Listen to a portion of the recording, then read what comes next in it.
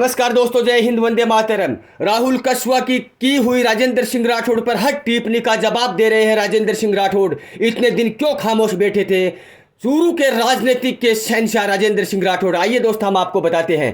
5 महीनों से आप लोगों ने सुना है और देखा है कि राहुल कस्वा सिर्फ एक ही रट लगाए बैठे हैं कि राजेंद्र सिंह राठौड़ ने मेरे साथ धोखा किया है। काका भतीजा की लड़ाई में राजेंद्र सिंह राठौड़ ने मेरी टिकट कटवाई है, इसलिए ये चूरू जिले की काका और भतीजे की लड़ाई हो गई है। लेकिन 5 महीनों से लगातार राजेंद्र सिंह राठौड़ पर टिप्पणी कर रहे हैं, उन पे कमेंट मारते आ रहे हैं, लेकिन लोगों को वहम इस बात का था कि राजेंद्र सिंह राठौड़ खामोश क्यों है, बोल क्यों नहीं रहे हैं। अब 2 दिन से धन्यवाद सभा स्टार्ट की है राजेंद्र सिंह राठौड़ ने। तो जब बोलना स्टार्ट किया तो राजेंद्र सिंह राठौड़ ने जब से बोलना स्टार्ट किया है, राहुल कस्वा खामोश होते हुए नजर आ रहे हैं। राजेंद्र सिंह राठौड़ ने यहां तक भी कहा है कि जब मेरी बारी विधानसभा में चुनाव लड़ने की आई तो आपके पिताजी बीमार हो गए थे, आप उन्हें लेकर अमेरिका जा रहे थे, लेकिन जब आपकी बारी आई तो आपके पिताजी आपके लिए पैदल चलकर घर घर वोट मांग रहे थे। तब पिताजी की बीमारी कहां चली गई और पिताजी इतने जल्दी ठीक कैसे हो गए? आप लोगों ने मेरे साथ बहुत बड़ा विश्वासघात किया है।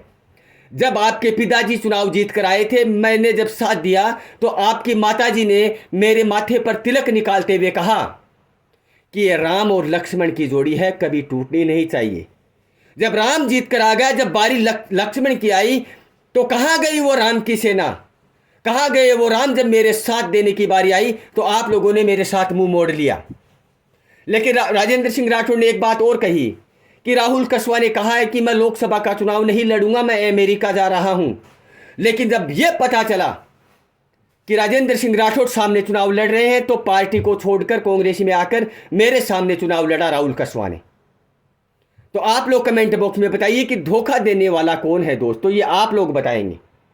दूसरी बात, दादाबाड़ी में एक बहुत बड़ी कल मीटिंग हुई थी। दादाबाड़ी मीटिंग में राजेंद्र सिंह राठौड़ ने साफ साफ कहा कि मेरी मीटिंग में वही आना जिसने मेरा लोकसभा और विधानसभा में मेरा साथ दिया है। जिस लोग ने मेरा साथ नहीं दिया है उसे मेरी सभा में आने की कोई ज़रूरत नहीं है।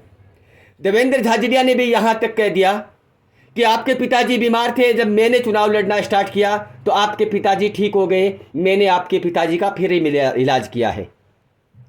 अब दोस्तों कमेंट बॉक्स में ये बताइए कि राहुल कस्वा क्या राजेंद्र सिंह राठौड़ के साथ ऐसा कर सकते हैं? क्या वाकई में ही विधानसभा चुनाव में राहुल कस्वा के पिताजी बीमार थे और राजेंद्र सिंह राठौड़ के लिए वो मेहनत नहीं कर पाए? या फिर वाकई में राजेंद्र सिंह राठौड़ का हराने का पहले ही प्लान हो गया था कि वाकई में राजेंद्र सिंह राठौड़ को अब हराना ही होगा? क्यों आए बीजेपी पार्टी छोड़कर कांग्रेस में? राजेंद्र सिंह राठौड़ के साथ कोई पर्सनल चूल भूख थी या फिर उन्हें यह पहले ही पता चल गया था कि अब हमें टिकट नहीं मिलने वाली है? तो दोस्तों आप लोग कमेंट बॉक्स में बताइए कि अब राजेंद्र सिंह राठौड़ पलटवार करना स्टार्ट कर चुके हैं। ये पलटवार कहां तक पहुंचेगा? ये राजनीतिक की चूरू जिले में कब तक आग लगी रहेगी? ये आप लोग कमेंट बॉक्स में बताइए। वीडियो को लाइक करना, चैनल को सब्सक्राइब करना। जय हिंद, वंदे मातरम।